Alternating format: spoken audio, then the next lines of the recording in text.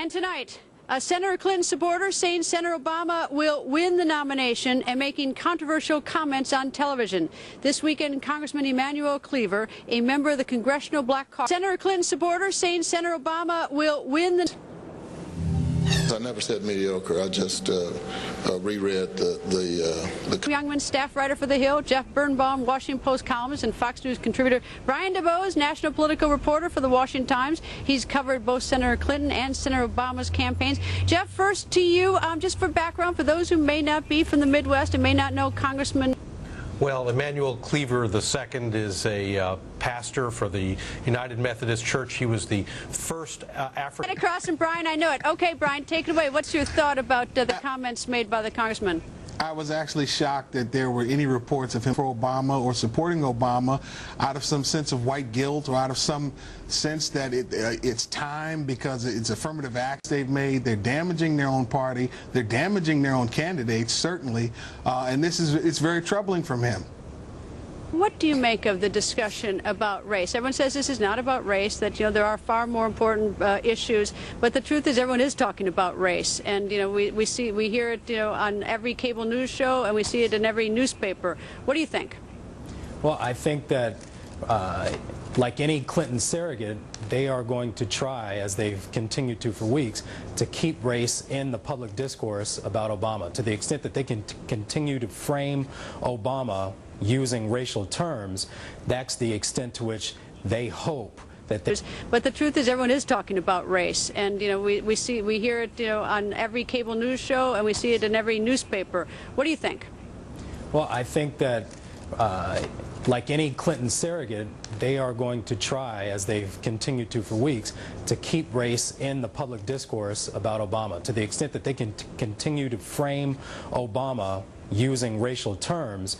That's the extent to which they hope that they can reframe Obama, rather than being a transcendent figure, more as a black candidate, which has always been the death nail for any black candidate running for statewide offices in many states and certainly national office. Do you think, Corey, that this would have been the situation of but for Reverend Wright? I mean, frankly, I don't remember hearing any of this until Reverend Wright was, until we started hearing what he had to say. Oh, it certainly opened the door. I think we all noticed, and I covered it also, how the Clinton campaign certainly tried to inject race into the South Carolina primary, and that had a damaging effect on the Clinton campaign, and it certainly reverberated up north into, for example, the Washington, D.C. area, where African Americans certainly came out in legion against Senator Clinton in those primaries in Washington and Virginia and Maryland. And so I think here with Jeremiah Wright, they were able to find sort of a willing accomplice, if you will, unwittingly so.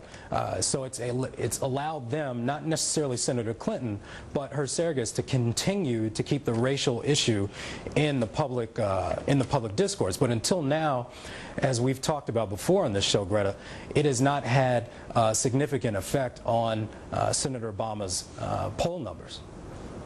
Sam, what about gender? That's the other question that, race is unusual. First African American just won't leave Senator Obama alone.